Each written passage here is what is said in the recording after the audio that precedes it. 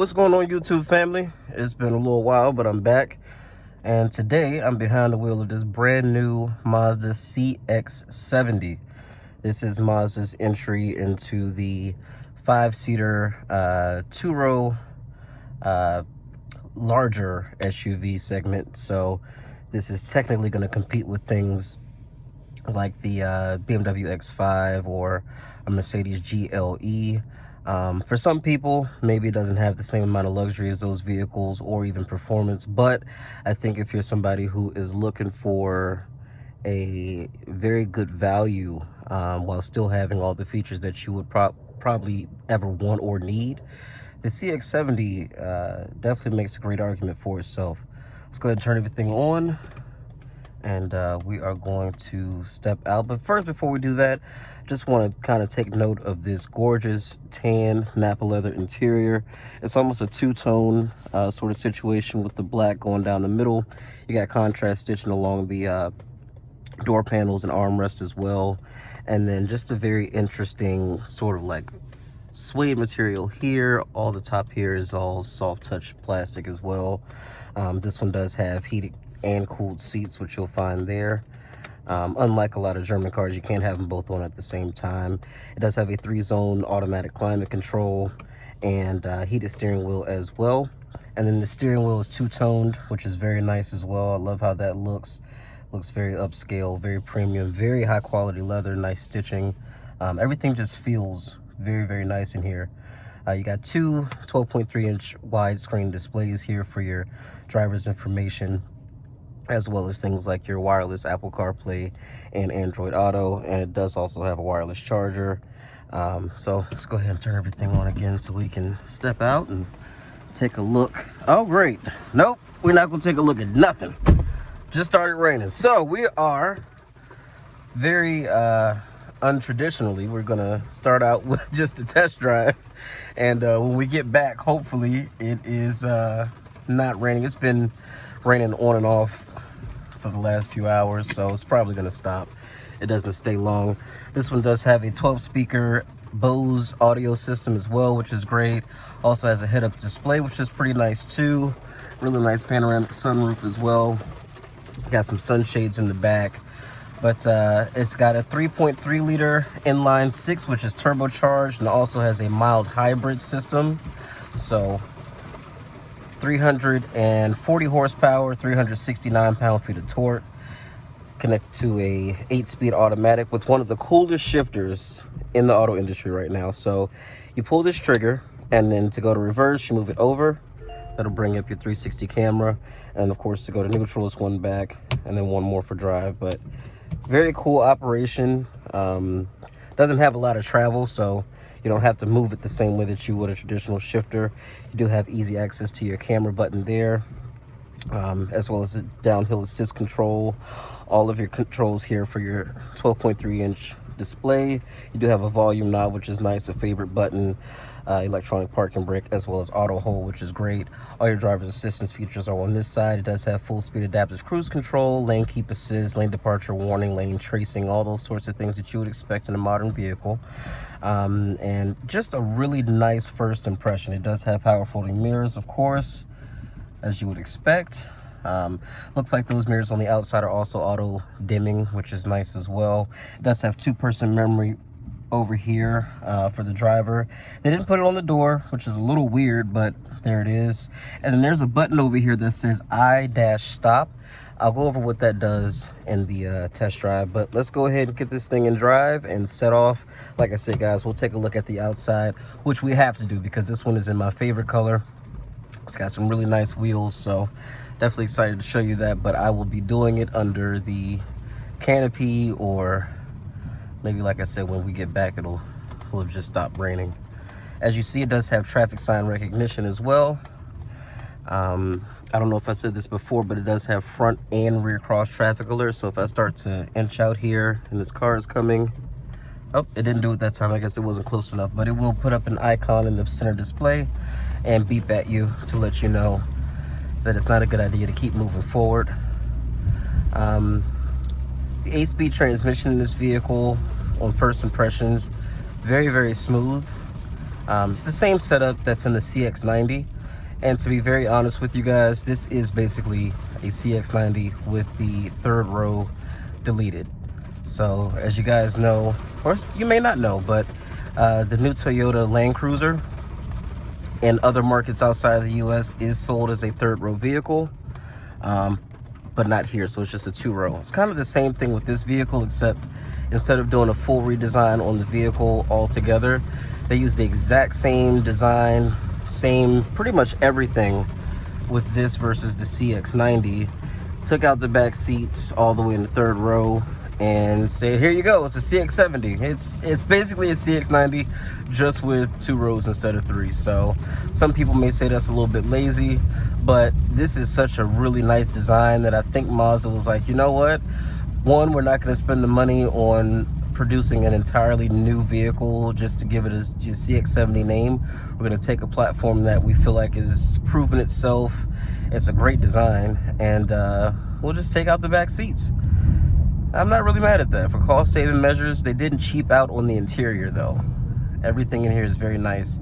As you see, speaking of that I-stop system, the vehicle's engine was off while we were coasting down that hill, which is exactly what it's supposed to do. When the vehicle's not under load and there's no need for the engine to be on, even while moving, it will just decouple itself from the transmission and coast down a hill or bring you, like it's doing now, to a stop. So, you know, if it doesn't feel like the engine needs to be on, we'll just keep it off. Go ahead and turn on our auto hold here. So that's actually pretty smart. I believe BMW and Mercedes have a system similar to that. And if I'm wrong, somebody in the comments will be sure to correct me. I'm almost certain of it. But this thing is really, really nice. It has all the features that most people would want or need. The one place that they did cheap out that I'm noticing versus the CX-70 is that in the second row of the the CX-90, in the second row of the CX-90, you were able to get heated and cooled seats. This one that I'm in is a Turbo S Premium Plus, so it's got everything, but it does not have those same cooled seats. I don't know why they didn't add those, but I kind of feel like they should have. Would have been cool. But yeah, drive modes are gonna be sport, normal, and off-road. I just flicked it up into sport. Gauges go red.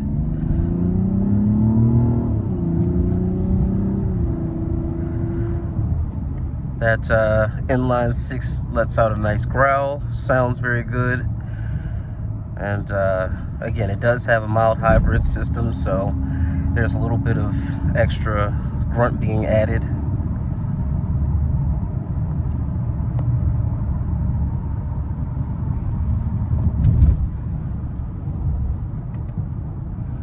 Go back into normal here.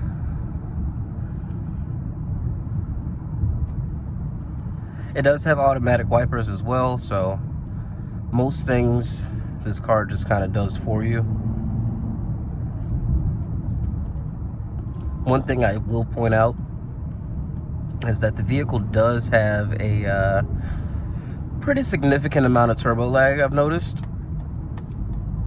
For the average buyer that's going to be buying this vehicle, totally acceptable.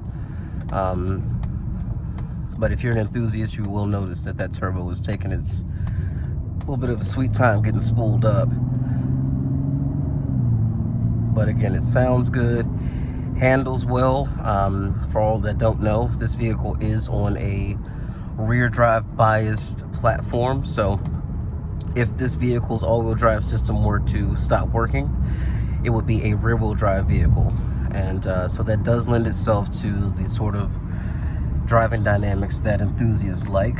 So that's the reason that I brought up the BMW X5, because if you're considering something like an X5 but you just don't want to spend X5 money, this exists. And I think, again, I think it makes a very, very good value proposition.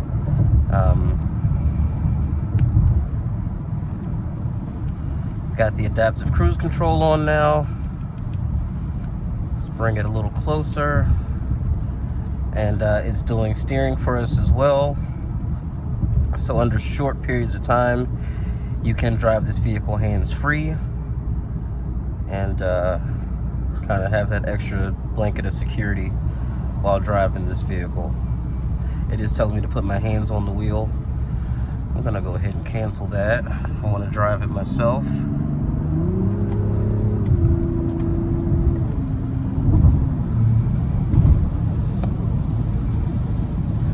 This rain's not letting up today. It's sporadic, but when it rains, it literally pours. So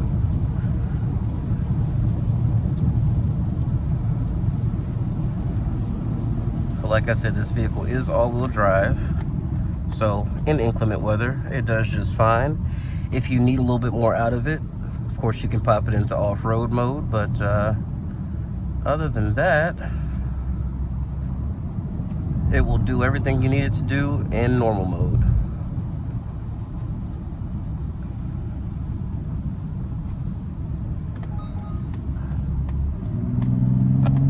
I like how the blind spot shows up in the dash there. It does have blind spot indicators on the mirrors as well, but I like that you can be looking straight ahead and it'll let you know what side the problem is on.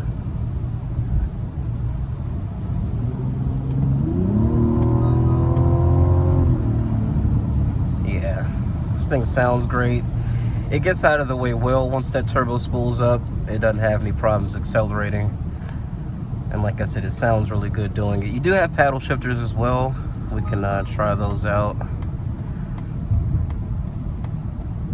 They are not very responsive.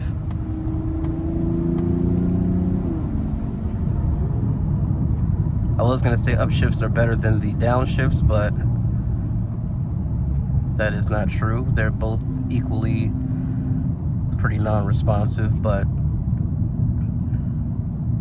still acceptable. It's not, you know, ZF9 speed levels of lag, so that's good.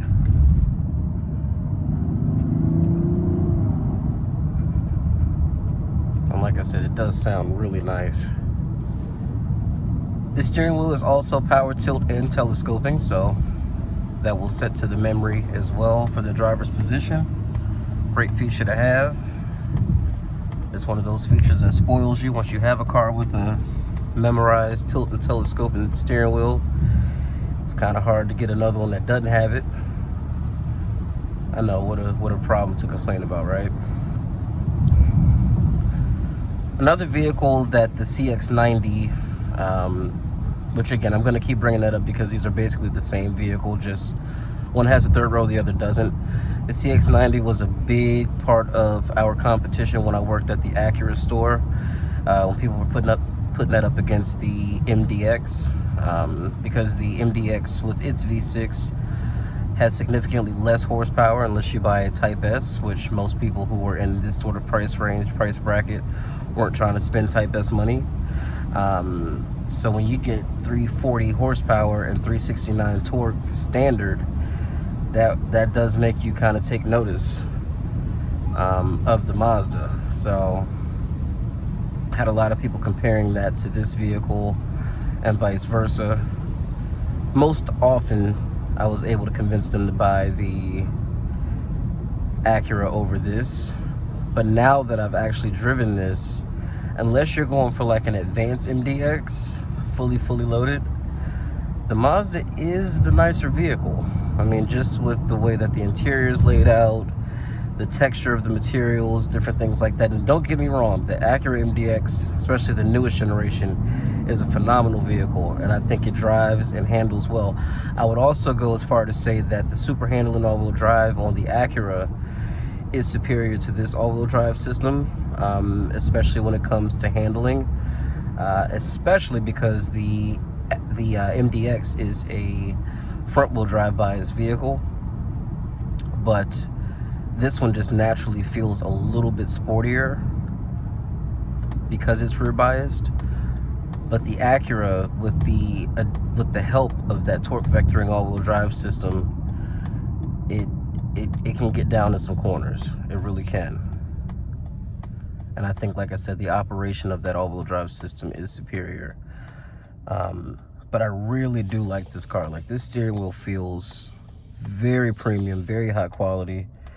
And like I've said before, Mazda's always, well, always, not always, but in recent times, you know, Mazda's really straddling that line between premium and outright luxury.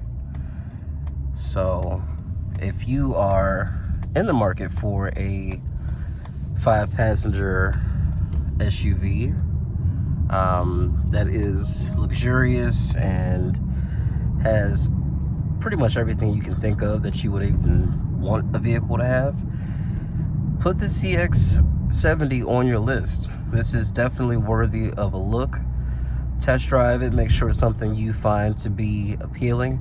This one does have the large 21-inch wheels, and I will say that the MDX definitely has a superior ride, hands down, no matter what trim level you buy, whether you get the adaptive dampers of the Advance or if you go for the standard fixed rate dampers of, you know, the A-Spec, the Tech, the Base, any of those, it's gonna ride better than this. This is a bit choppier and a little bit harsher on bump impact. You can actually feel it going through the entire chassis, where the MDX definitely does do a better job at soaking up the bumps.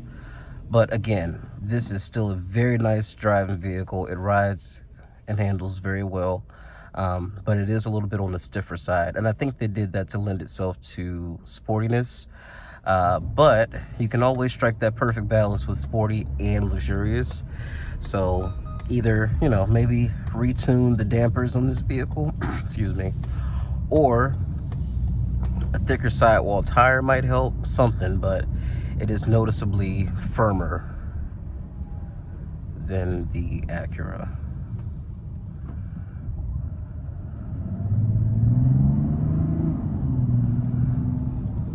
But it sounds very, very good. Drives incredibly well.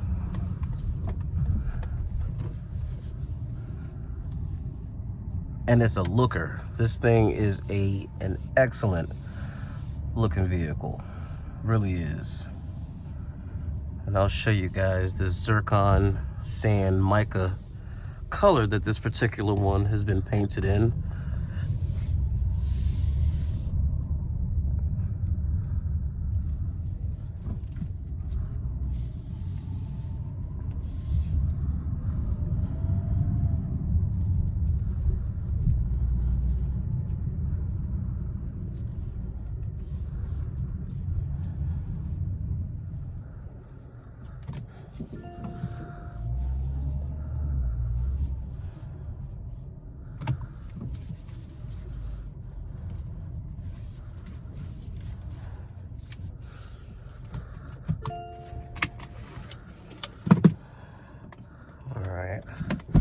Now that the rain stopped, or at least stopped enough for me to show you what I gotta show you, just look at this thing.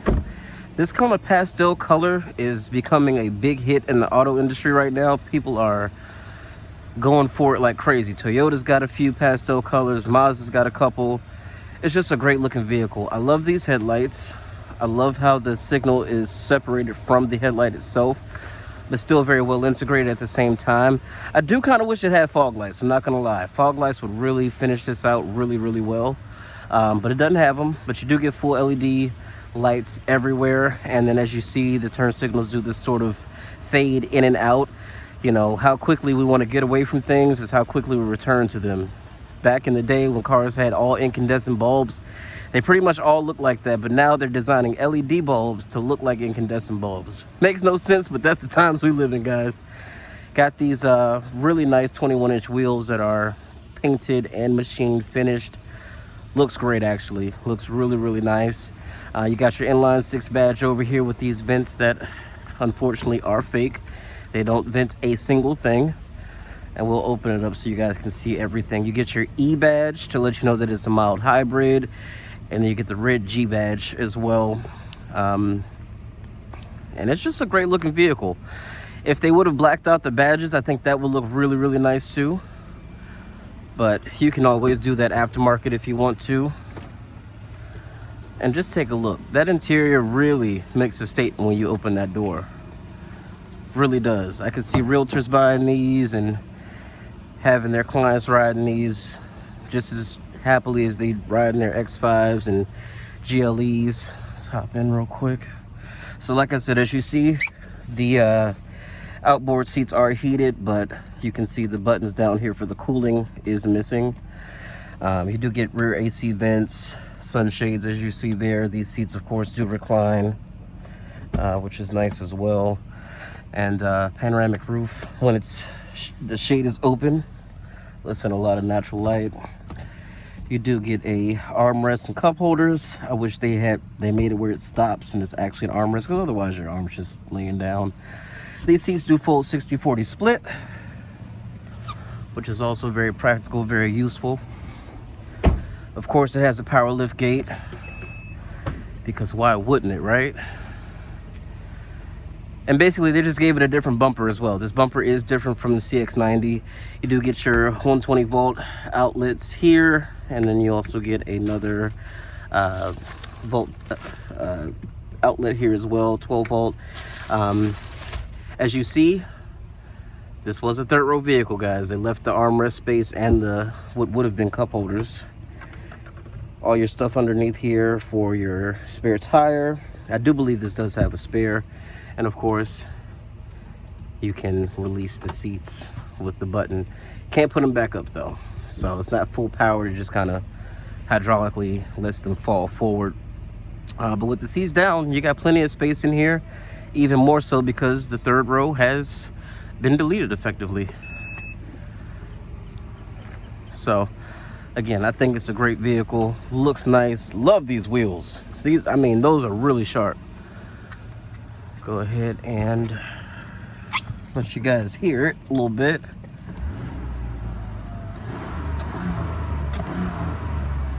Doesn't have a whole lot of turbo noise.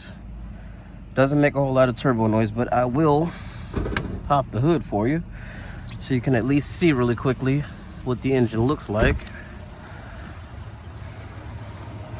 This is a dual latch hood here, so gives a little bit better stability, but that's what you get, a big old piece of plastic. And underneath that is a inline 6 that is going the correct way instead of sideways, so it lets you know that it does feed power to the rear wheels naturally. And then there was an all-wheel drive system added, but it is very smooth, sounds good, very refined, got good power. And this one has a sticker of $57,855. I mean, at that price with these sorts of features, you just can't beat it. It's a really value packed vehicle at that price. So Mazda definitely gets my vote. We're gonna park this bad boy up and wrap up the video. Let me know in the comments what other Mazdas you want me to take a look at, review. This Fitzgerald store has everything. The CX 30s, 50s, CX5s, the Mazda 3. The only thing the store doesn't have, because they are now by order only, is the Miata. So that kind of sucks. This thing has one of the most pleasant seatbelt chimes that you will ever experience. It's not annoying at all.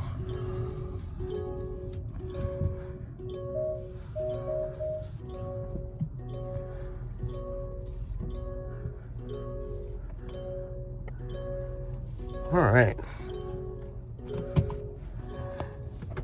Power it down.